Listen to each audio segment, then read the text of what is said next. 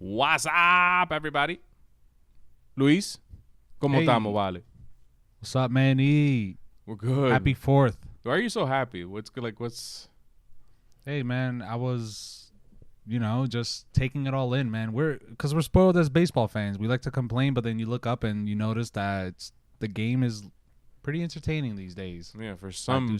If I do say so myself. For some people, it's entertaining. So, hot or not, let's get right into it, man. What's trending in Major League Baseball? Who's hot?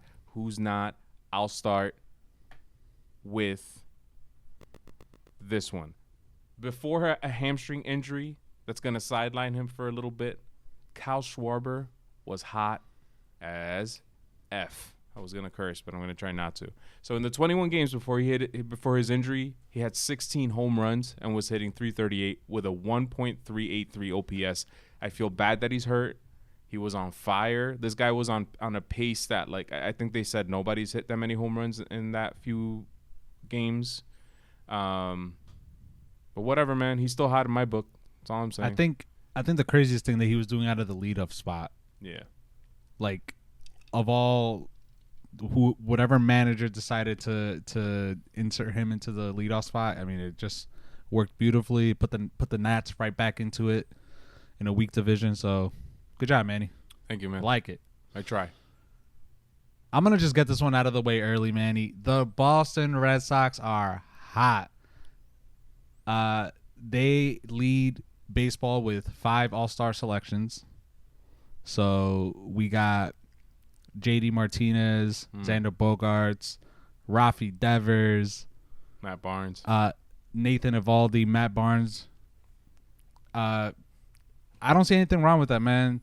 If anything, it should be 6. Okay. Who's the 6th? Get Christian Vasquez on that lineup, man. All right. Too much, man. All right, so the Boston Red Sox, good for you, man. You know who else is hot? Tampa Bay Rays player Brett Phillips. I don't know if you saw this weekend, but I chuckled when I saw what he did. So the Rays were losing 10-0 to the Blue Jays, and they decided let's throw in a position player because this game is a effing joke, and because we would throw at somebody if somebody hit a home run up 10-0. But we just put a position player up there and make a mockery out of everything. But you know what? I am being sarcastic now. I really did enjoy Brett Phillips' performance. I don't know if you saw it. His warm-ups. I did. His running out of the sprint. He ran fast as hell up to the mound, and then he was just being silly the whole time to the point where he even balked at one point. But it was hilarious. You guys should check it out. Brett Phillips, Tampa Bay Rays.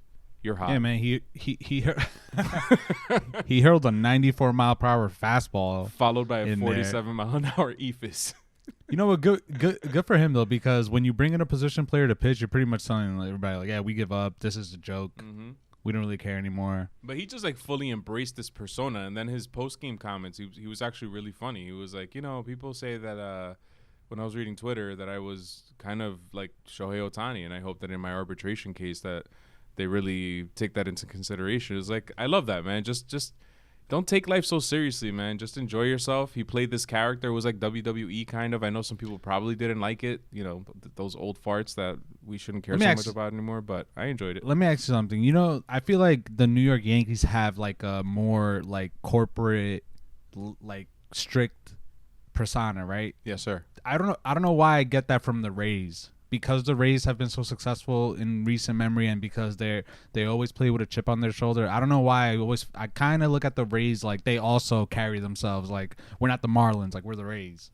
Do you get that too? I think it's because they are winning. Like, I know that the Marlins have won 2 World Series and the Rays haven't, but I think that the Rays just carry themselves that way. Like Kevin Cash seems very serious, Yeah, that's what I mean. Like, but you hear that, fireworks? I hate 4th of July, man. I really do.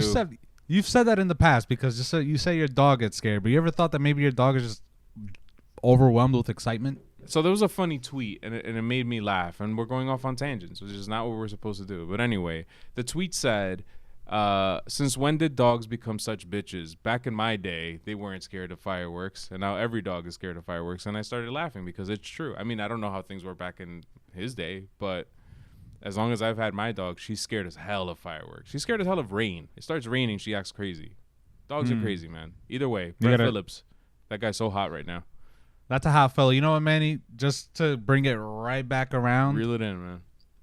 I might be jinxing this team because they're currently losing to the Mets right now, and they lost yesterday. But the Milwaukee Brewers, man. The Milwaukee Bucks in the finals, by the way. So shout out to Milwaukee. Let's go.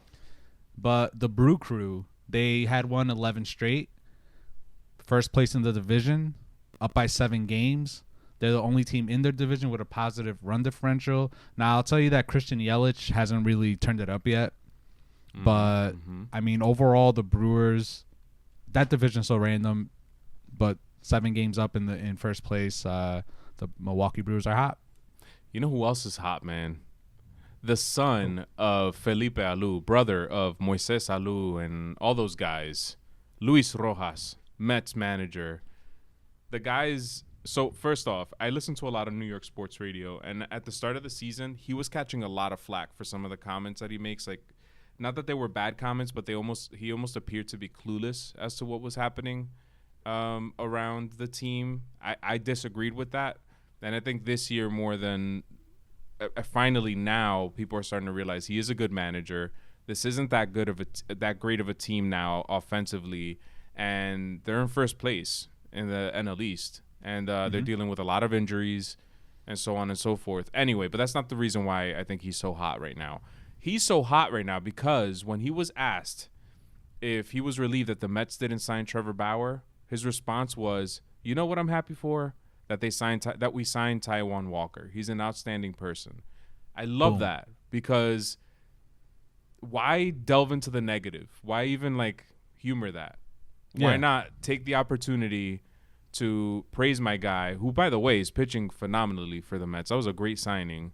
And I just love that, man. I really like that response. I wanted to throw some shine over at Luis Rojas.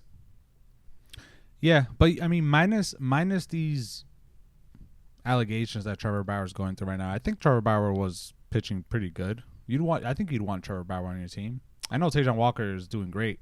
Yeah, I just think combine everything that that's been going on with the Mets that came out with Mickey Callaway and all that stuff, to then have Trevor Bauer, that would be a disaster for the Mets. That would have been like a terrible storm. Yeah, no, you're right. Manny. Let's hear it, man.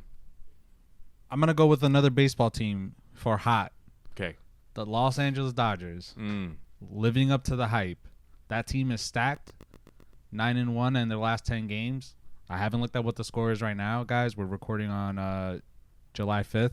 I'm not looking at what the scores are now. Pretend like this is all happening 2 days ago. By the time you listen to this, they closed the gap. They closed the gap for behind the Giants for first place. They're a half game back again as of 2 days ago. And they got the best run differential in the National League. So that team is starting to gel. Or have been gelling, whichever way you want to look at it, and they're hot, man. Well done, man. I got one final hot. Same. Shohei Ohtani, man. Oof. Man, you say those words, and I gotta close my eyes and just remind myself where I'm at. My God, man. Not only is the man handsome, I mean, those boyish smiles, that hair bouncing up and down as he runs around the bases, and he just reminds me of a child, like a child running around and so happy. You know what I mean? A child in a grown man's body. Perfect body, by the way. He looks good. Let's get to some stats. So he's hot because he tied Hideki Masui's record for most home runs by a Japanese-born player. He has 31 home runs. He's a pitcher, and he has 31 home runs. That's the most home. That's also the record for most home runs by a two-way player. He surpassed Babe Ruth, and he's on pace as we're talking now. Maybe not when you're listening to this. Who knows? To hit 60 or more home runs at this point in the year. This guy, what can't this guy do? I mean, if it wasn't for that start against the Yankees where he allowed 7 earned runs in the first inning, I think his ERA would be sub-3. So, not only is Ohtani freaking hot in terms of the way he looks, he's also super hot right now, man. Guys, there's so much more I could add to the looks of Shohei Ohtani, but I want to keep this moving. So there'll be another time where I address what I feel about Love Ohtani, man. Shohei Ohtani. This is my last hot, and I don't really know if it's a hot. I guess it's up for discussion. Last week it was a not. MLB's crackdown on foreign substances. I put it in hot because I don't know, man. It feels like as soon as I started looking up or checking on foreign substances, I saw a team put up like 21 runs. The Red Sox put up like 17 runs. It just seems like it feels like there's a better product on the field now. And there's articles about it showing the numbers and everything. So I guess there's words like super spin rate fastballs. They're way down, obviously. And the average is not a significant boost, but it is up. Even though it's slightly, the average is up since they started checking for foreign substances. I don't know, man. I guess it's up for discussion, hot or not. Foreign substance checks. I'm with you, man. Still looks ridiculous. Still looks ugly on the field, but so I was at the in Philly this past week, and I was talking to someone, and they were talking about how bad the Phillies fielders are and their bullpen and stuff, and I said to the person, I think it's a league wide thing, because I feel like any game I turn on, something happens where you're just like, what, like. Whereas I feel like 10 years ago, I feel like I sound like an old fart now. You didn't see stuff like that. I feel like people made routine plays or like the smart play on the field. Like it was rare to see like just a dumb. And then you see these shifts, man. I saw a play in Philly where Machado made an out in right field, and then he also made the next play he made a force out over in third base. Like the shifts that these teams are doing right now are insane. Yeah. But yeah, I'm with you, man. I don't know how I took it there, man. I'm sorry, man. I just drove it off a cliff. Anyway, it's all right. You know who's not hot? The New York Yankees are not hot, and I feel like they're on my not list every week. They're falling apart, man. Yeah, 3-7 in their last 10 games. They'll probably lose to Seattle tonight, and they're 10 games out of first place in the AL East, 5.5 back in the wild card, 4 in the loss column, but still. And then you have Hal Steinbrenner last week says the team's not selling because he knows that these players can perform better or whatever, but they're not. So, los Yankees de Nueva York no sirven para nada. That's so interesting because if you are not selling, then that means you're trying to make a move. I don't think you're trying to go down with the same team. They got Tim LeCastro, man. Like, like these are the kinds of moves this team has been making lately. Like, like budget. I give him credit for Luke Voit. I give him credit for Gio Urshela, all those guys. But then other than that, you're making moves for guys like, 1 year they got Cameron Maybin, and he was actually pretty good for us. But still, like, it's Cameron Maybin. You know what I mean? Yeah. 1 year they got this guy Litke, who was okay for us to start for us. Why do I keep saying this, man? For the Yankees to start the season.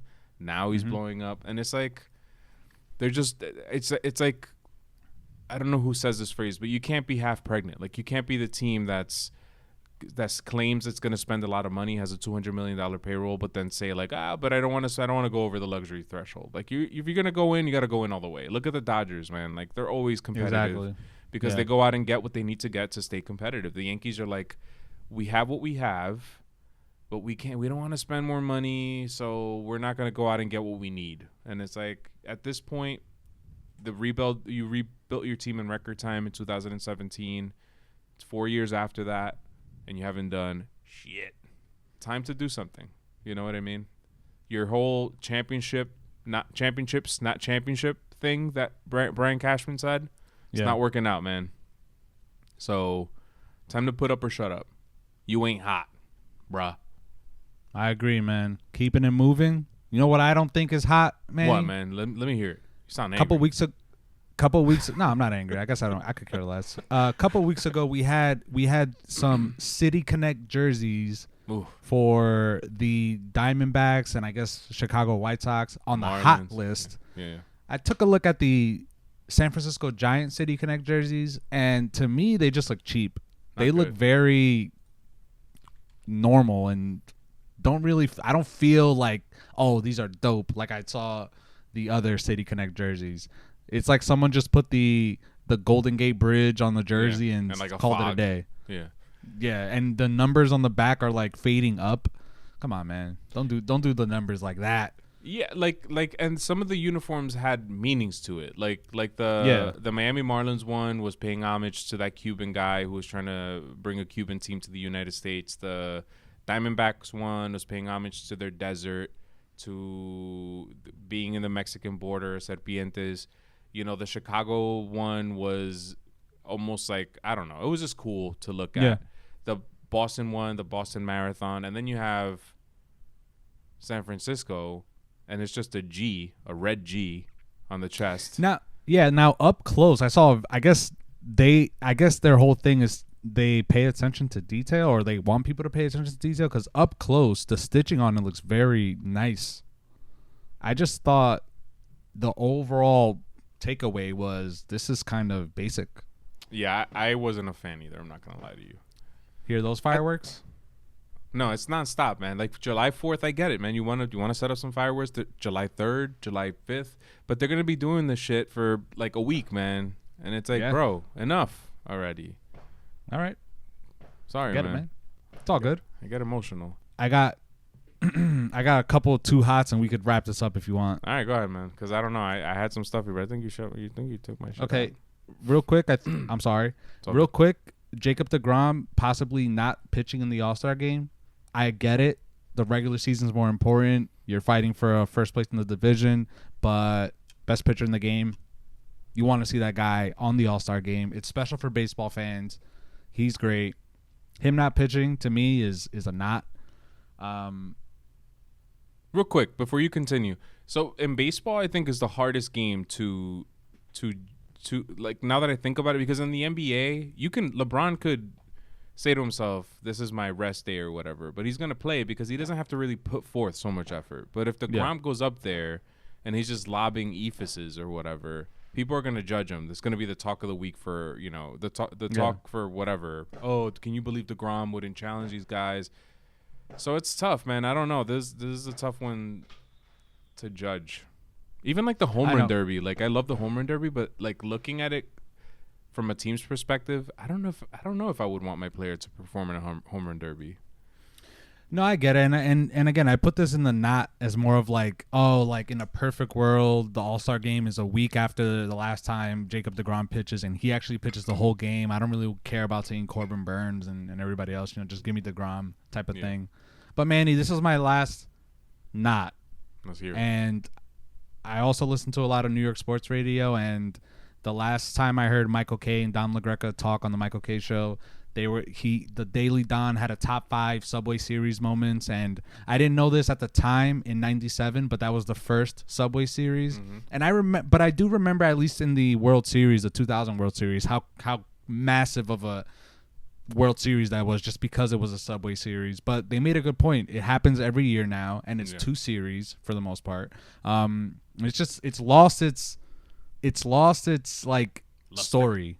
Yeah, luster. So that's my last hot for the day. I mean, not.